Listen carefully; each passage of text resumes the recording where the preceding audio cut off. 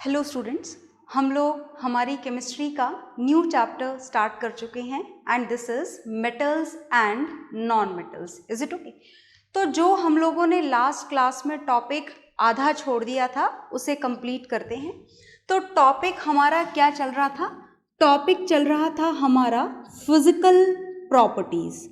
कौन सी प्रॉपर्टीज पढ़ रहे थे आप फिजिकल प्रॉपर्टीज पढ़ रहे थे. Is it okay? और फिजिकल प्रॉपर्टीज हम किसकी पढ़ रहे थे? हम फिजिकल प्रॉपर्टीज पढ़ रहे थे, physical properties of metals and non metals. Is it okay? तो बहुत सारी प्रॉपर्टीज हमने मेटल्स एंड नॉन मेटल्स की पढ़ ली थी, है ना. बहुत सारी तो क्या बोले, 3 पढ़ ली थी. Is it okay? और बाकी की जो फिजिकल प्रॉपर्टीज हैं वो हम आज की क्लास में पढ़ेंगे. ओके? तो जो हमारे फर्स्ट टाइप के एलिमेंट्स हैं they are metals. Is it okay? और जो सेकेंड टाइप के एलिमेंट्स हैं वो कौन से हैं? वो हैं non metals.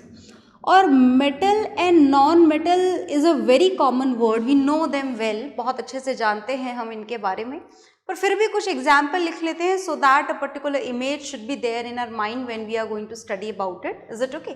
So when we talk about the metals then I am going to write down there symbol. I hope you all know the symbols well. This Au is the symbol of gold, that is a metal. Silver, that is also a metal. Hg is a symbol of mercury, which is the only liquid metal. The all remaining metals are in the solid state, and this mercury is the only metal which is present in the liquid state, right? And many more. Almost 80% of the element, 80% of the 118 elements are involved in the category of metals, and remaining 20% elements are involved in the category of non-metals. So when we are going to list all the non-metals, then there are only 22 non metals in all. Total जो non metals हैं वो सिर्फ कितने हैं? 22 non metals हैं. चलिए तो कुछ नॉन मेटल के भी सिंबल लिख लेते हैं. देखिए मैं नॉन मेटल के सिंबल लिख रही हूँ. This is H2 hydrogen gas, next is O2 oxygen gas, next is N2 nitrogen gas, another is carbon and many more. Is it okay? तो आपने ये वेरिएशन नोट डाउन करा लिखते वक्त? यहाँ पर मैंने सिंगल एटम लिखे थे. गोल्ड का सिंगल एटम, सिल्वर का सिंगल एटम, मरकरी का सिंगल एटम. तो whenever we have to write down their reactions as well, then we have to write down these metals in their atomic state only. Is it okay? और जब हम reaction में non metals को use करेंगे तो आप non metals में कभी भी सिंगल H हाइड्रोजन का सिंबल, सिंगल O ऑक्सीजन का सिंबल यूज नहीं करेंगे, because hydrogen, oxygen, nitrogen, these elements cannot exist in their atomic state. So always we have to use their molecular forms, and these are H2, O2, N2. But when we write down this carbon, then this carbon can be used like C only. Is it okay? तो हर बात को ध्यान से समझिएगा. आगे चलते हैं हम. केमिस्ट्री है और ये केमिस्ट्री का बहुत इम्पॉर्टेंट चैप्टर आप लोग पढ़ रहे हैं. This is metal and non metal. तो चलिए आगे चलते हैं. इस मेटल और नॉन मेटल के एग्जाम्पल्स हमने दोबारा से यहाँ पर लिख लिए हैं हमें याद रखने के लिए, और इसके 3 कैरेक्टर हम पढ़ चुके थे. हमें पता लग चुका है कि metals are electropositive in nature, that means they donate their electron to form their respective positive ions, and non metals gain electron to form their negative ions. Second जो हमने पढ़ा था that is about their physical state. So as we know all the metals are solid in physical state, whereas this mercury is the only metal which is present in the liquid state. But when we talk about the non-metals, then non-metals may be solid and may be gases, but only one non-metal is there which is present in the liquid state, and that is bromine. आ गई बात समझ में? फिर हमने पढ़ा था कि जो मेटल्स होते हैं वो क्या होते हैं? मैलिएबल होते हैं. क्या होते हैं? मैलिएबल. मैलिएबल का मतलब समझें? Which can be change into thin sheet as we are using the aluminium foil for the wrapping of food, and as well as we are using the silver foil for the decoration of sweets. Even some sweet shop also use gold foil to use the sweet decoration, but it becomes very costly as gold is very expensive. Now this is non-metal. Non-metals are non-malleable. They cannot be changed into thin sheets at all. Is it okay? And now we have to know about some more physical properties of metals and non-metals. तो चलिए और physical property पढ़ते हैं. जो fourth physical property आपको पढ़नी है metal and non metal की, दिस इज डक्टिलिटी. कौन सी फिजिकल प्रॉपर्टी हम पढ़ने जा रहे हैं? हम पढ़ने जा रहे हैं डक्टिलिटी. अच्छा, do you know the meaning of the ductility? Ductility का मतलब क्या होता है? डक्टिलिटी का मतलब होता है अगर आप किसी चीज़ को खींचकर, अब हाथ से खींचो ऐसा ज़रूरी नहीं है, आप किसी मशीन के थ्रू भी स्ट्रेच कर सकते हो. मशीन के थ्रू ही करना पड़ेगा because it can not be done by your hand as it is very hard. Is it okay? So if you are going to stretch anything, then if it is going to be changed into thin wires, then this property is known as ductility. Is it okay? आ गई बात समझ में?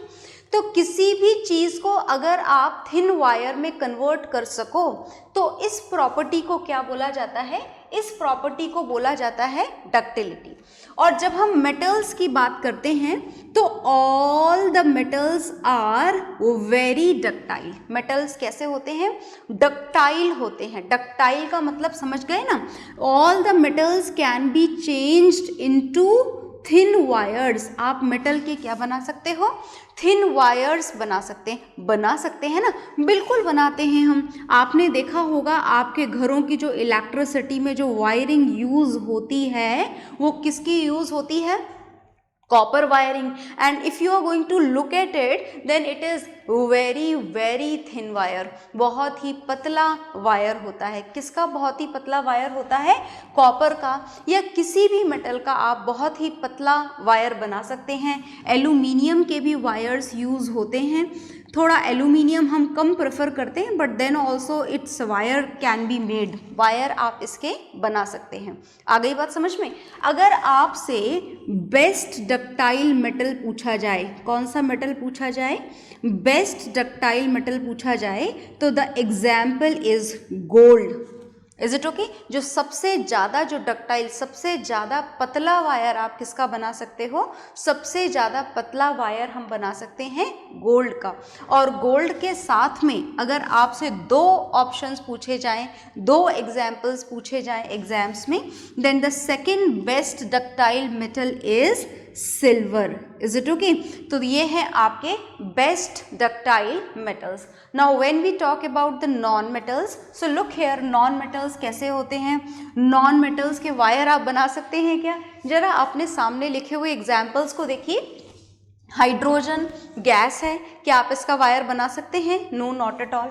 Oxygen gas है, आप इसका wire बना सकते हैं? बिल्कुल भी नहीं. नाइट्रोजन भी गैस है, इसका वायर बना सकते हैं? बिल्कुल भी नहीं.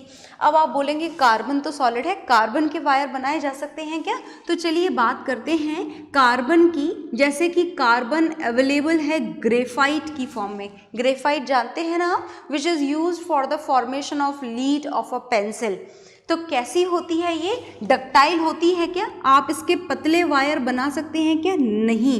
मतलब नॉन मेटल्स कैसे होते हैं? Non metals are non ductile. और नॉन डक्टाइल होने का कारण क्या है आपको पता है? They are non ductile, non metals are non ductile as well as they are non-malleable, and the reason behind this is they all are very brittle. पता है आपको नॉन मेटल्स कैसे होते हैं?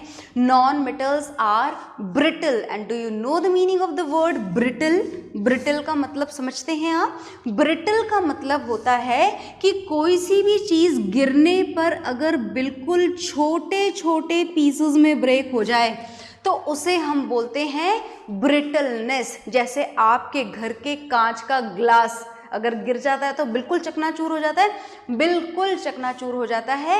And this property of breaking into small pieces is known as brittleness. Is it okay? तो जैसे आपकी pencil की लीड है वो भी कैसी होती है? ब्रिटल होती है. तो जो चीज़ें ब्रिटल होती हैं आप उसे बहुत ज़्यादा पतली शीट में या बहुत ज़्यादा पतले वायर में कन्वर्ट नहीं कर सकते। क्यों नहीं कर सकते? क्योंकि पतली शीट बनाओगे, बनाते ही टूट जाएगी, पतला वायर बनाओगे, बनाते ही टूट जाएगा। आ गई बात समझ में? तो because of this character, as they all are brittle, so we are not at all able to change them into the thin sheet as well as thin wires. आ गई बात समझ में? तो ये हमने जाना मेटल्स और नॉन मेटल्स के बारे में हमने जान लिया है। Is it okay? थोड़ा सा और बहुत कुछ जानना है हमें मेटल और नॉन मेटल के बारे में। तो चलिए हम सेकंड तो नहीं बोल सकते, this is fifth characters which we are going to know. So look here, हम फिफ्थ प्रॉपर्टी जानने जा रहे हैं and fifth property is about their hardness. तो बताएं भाई, क्या बोलते हैं आप मेटल्स की हार्डनेस के बारे में, क्या बोलते हैं? तो metals are very very hard, है ना? लिख दें हम बिल्कुल अच्छी तरीके से, yes we can write it, metals are very hard. Metals कैसे होते हैं? हार्ड होते हैं। आप जानते हैं आपके घर में आयरन का बहुत कुछ होगा, साइकिल होगी, आपके और भी व्हीकल्स होंगे, तो क्या आप उन्हें सॉफ्ट लगते हैं? आपको हाथ से ऐसे मुड़ जाते हैं, फोल्ड हो जाते हैं पेपर की तरह? No, not at all, as they are very hard.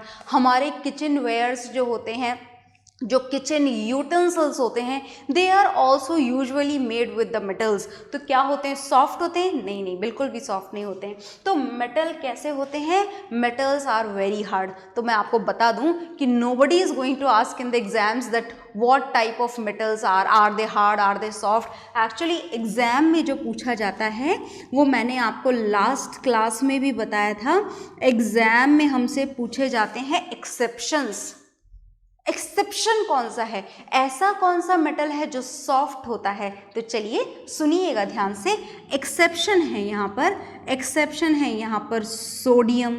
दूसरा एक्सेप्शन है यहाँ पर पोटेशियम। सिंबल्स याद है क्या आपको?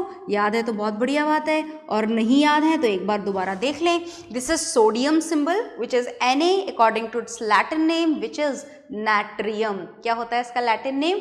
नाट्रियम होता है ना? और पोटेशियम का सिंबल क्या होता है? पोटेशियम का सिंबल होता है K, and K for kalium. Kalium is again its Latin name, potassium का लैटिन नेम है ये। So when we are going to talk about the sodium and potassium, then they both are very soft metal, बहुत soft होते हैं। अच्छा, बहुत soft का मतलब केक के जैसे तो नहीं होते आपके, उससे तो थोड़े हार्ड होते हैं, बट हाँ इतने सॉफ्ट होते हैं कि they can be easily cut with the help of a knife. आप इसे नाइफ से काट सकते हैं, चाकू से काट सकते हैं आप इसको, सोडियम और पोटेशियम को। Is it okay? और भी एग्जाम्पल हैं, जैसे लिथियम है, वो भी सॉफ्ट मेटल होता है। पर आपके लिए दो जानना बहुत है, sodium and potassium, they both are soft metal, can be easily cut with the help of a knife. चलिए, तो अब हम बात नॉन मेटल्स की करते हैं। और नॉन मेटल्स कैसे होते हैं? हार्ड होते हैं कि नॉन मेटल्स? हार्ड और वेरी हार्ड। क्या बोलें हम नॉन मेटल्स के लिए? Look here, almost all the non-metals are in the gaseous state, so the word hardness is not at all made for the gases. Use कर सकते हो क्या? Today air is very hard, बोल सकते हैं क्या हम ऐसा? नो, बिल्कुल भी नहीं। तो चलिए हम इसी के कुछ सॉलिड नॉन मेटल्स के बारे में सोचते हैं। तो when we talk about the solid non metals, then sulphur is a solid non metal. और क्या याद है आपको? याद है phosphorus. Phosphorus is a white colored non-metal. Sulfur and phosphorus, they both are the non-metals, and when we talk even about the solid non-metals, then they are also very soft. कैसे होते हैं ये non-metals? सॉफ्ट होते हैं। कोई exception है क्या यहाँ पर? एक्सेप्शन ही तो हमारी केमिस्ट्री में इंपॉर्टेंट होते हैं सबसे ज़्यादा। तो चलिए एक्सेप्शन जान लेते हैं। और जो एक्सेप्शन है यहाँ पर वो सुनिएगा ध्यान से। एक्सेप्शन है यहाँ पर, जानते हो ना, allotrope of carbon, and allotrope of carbon is diamond. Is it okay? And this diamond is the hardest natural occurring substance. मतलब आप जो नेचुरली अकरिंग जो सब्सटेंसेस हैं उनमें से अगर सबसे हार्ड सब्सटेंस ढूंढना चाहोगे आप, then this is diamond, hardest natural occurring substance this is, and it belongs to the category of non metals where all the non metals are very soft. Here this diamond is the example which is the hardest non-metal known. Is it okay? Hardest substance known in the nature. Is it okay? So here two properties are done, two more physical properties of metal and non-metals. You note them all. फिर हम थोड़ा और पढ़ेंगे और physical properties पढ़ेंगे metals और non-metals की. Okay?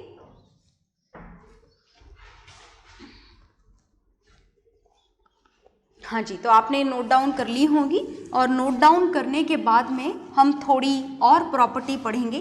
किसकी और प्रॉपर्टी पढ़नी है हमें मेटल और नॉन मेटल की फिजिकल प्रॉपर्टीज़ पढ़नी है. तो हम फिजिकल प्रॉपर्टीज़ पढ़ रहे हैं, ध्यान से सुनते जाएंगे आप लोग. बहुत इम्पॉर्टेंट टॉपिक है. Everything is very important in the science, as science itself is very important. So you have to learn each and everything very carefully, very properly. तो चलिए, मेटल और नॉन मेटल के एग्जाम्पल्स मैंने यहाँ से rough कर दिए हैं. आई होप अब आपको याद हो गए होंगे ये एग्जाम्पल्स. तो अब हम थोड़ा और जानेंगे इसकी फिजिकल प्रॉपर्टीज़ के बारे में. लाइन हमारी यहाँ से हट गई है तो इसे हम दोबारा बना लेते हैं.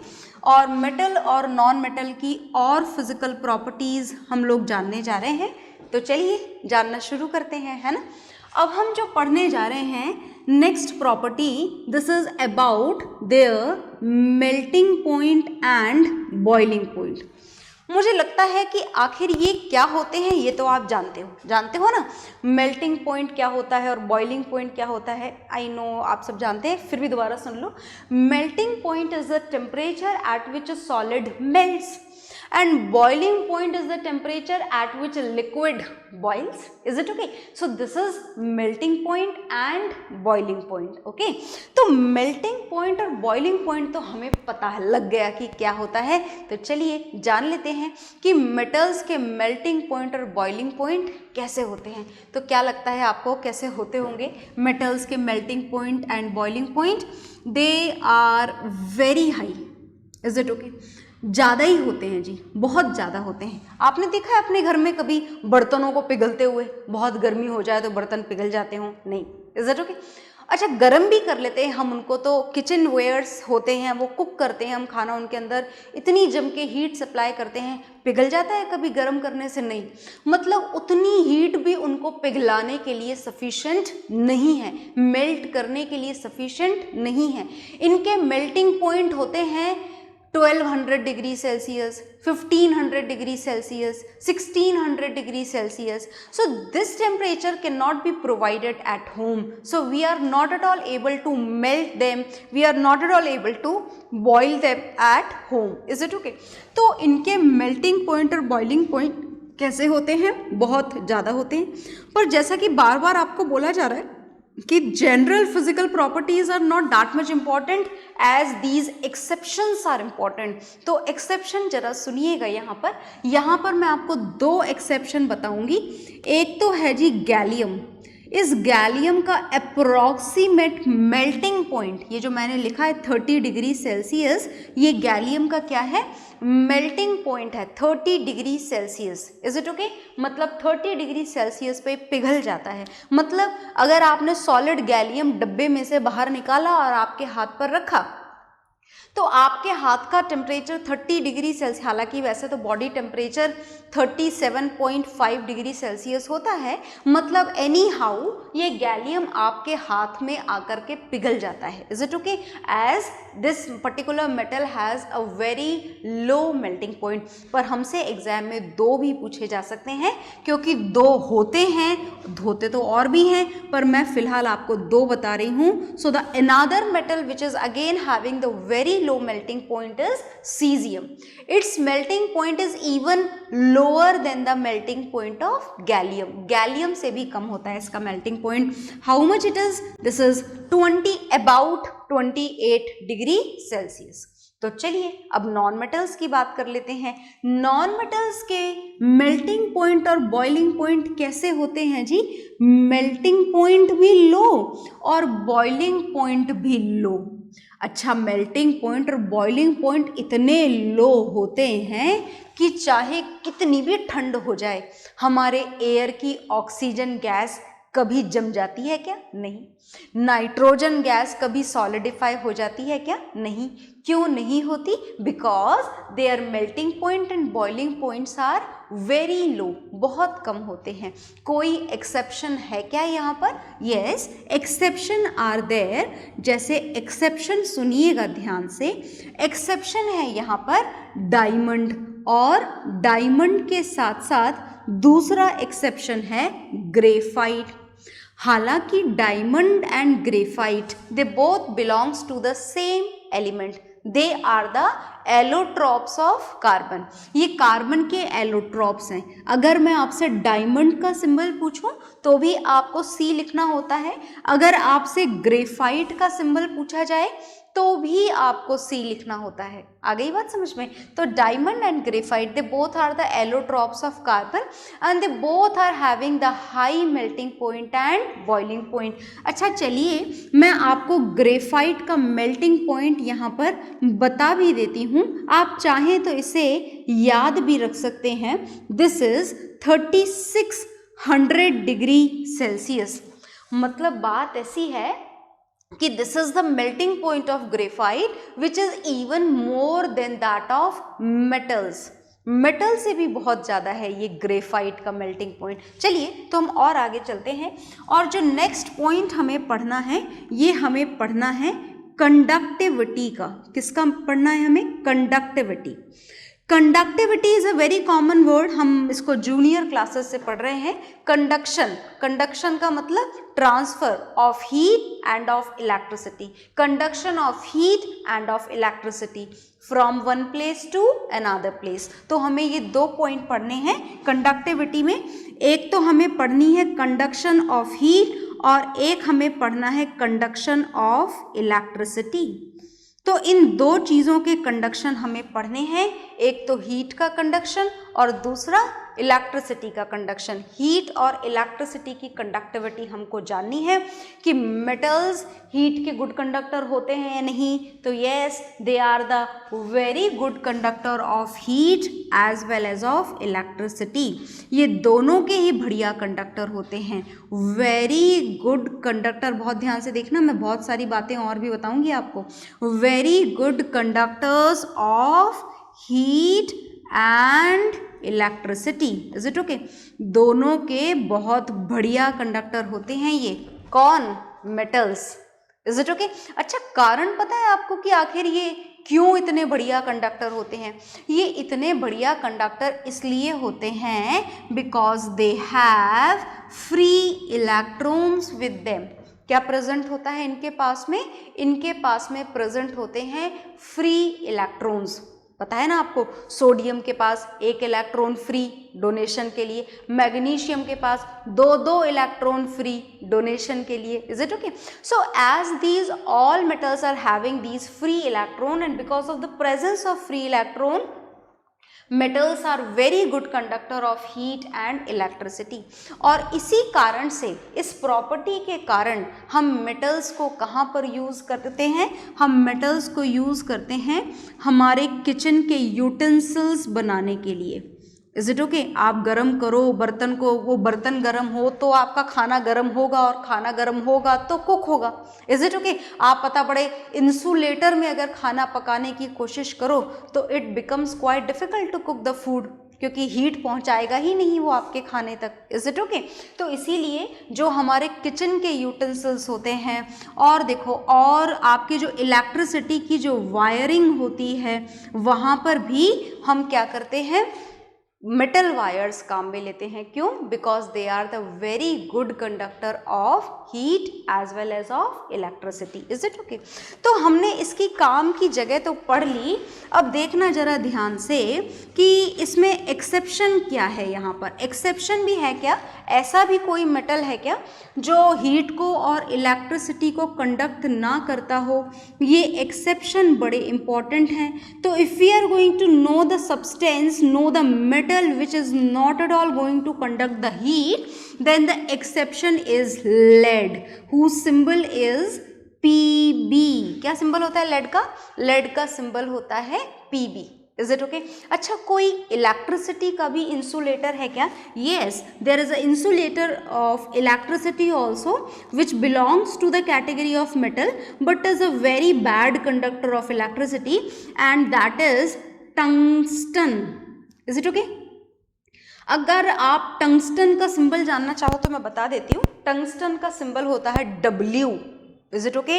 And this W, that means this tungsten has very high value of resistance। इसका रेजिस्टेंस बहुत ज़्यादा होता है और बहुत ज़्यादा रेजिस्टेंस होने के कारण ये इलेक्ट्रिसिटी का एक बैड कंडक्टर है। आई बात समझ में? बैड कंडक्टर क्यों है ये? Because its resistance is very high and because of this concept only this is a bad conductor of electricity, this its resistance is very high. The filament which is used in the bulb is usually made with the tungsten wire, ताकि wire गर्म हो जाए और red hot हो जाए और आपको उसकी हीट एनर्जी से लाइट एनर्जी मिल जाए। आ गई बात समझ में? तो यहाँ पर आपने एक एक्सेप्शन पढ़ा हीट का which does not conduct heat properly और एक एक्सेप्शन पढ़ा इलेक्ट्रिसिटी का which does not conduct electricity properly. Is it okay? चलिए, तो अब हम नॉन मेटल्स के बारे में जान लेते हैं कि क्या वो हीट और इलेक्ट्रिसिटी के गुड कंडक्टर होते हैं। No, they are not at all a good conductor. They are not a good conductor. दोनों के ही बढ़िया कंडक्टर नहीं होते हैं ये, हीट के भी नहीं होते हैं और इलेक्ट्रिसिटी के भी नहीं होते हैं। तो they are not at all a good conductor of heat और इलेक्ट्रिसिटी। ना तो हीट को कंडक्ट करते हैं और ना ही इलेक्ट्रिसिटी को कंडक्ट करते हैं। तो क्या यहाँ पर भी कोई एक्सेप्शन है? बहुत ही बढ़िया एक एक्सेप्शन है, ध्यान से सुनना, बहुत बढ़िया वाला एक्सेप्शन है क्योंकि ये Is it okay? And this exception is the again allotrope of carbon which is graphite। और क्यों होता है ये इतना बढ़िया कंडक्टर इलेक्ट्रिसिटी का? As it also has free electrons in it। इस ग्रेफाइट के पास में भी क्या प्रेजेंट होते हैं? फ्री इलेक्ट्रॉन्स प्रेजेंट होते हैं। Because of that only this graphite is a very good conductor of electricity just like metals. बिल्कुल मेटल के जितना बढ़िया वाला कंडक्टर होता है ये। कौन? ग्रेफाइट। अगर आपसे सिंबल पूछा जाए ग्रेफाइट का तो भूलिएगा मत, symbol of graphite is C, that is carbon. Okay, तो आप इन प्रॉपर्टीज को नोट डाउन कर लीजिए।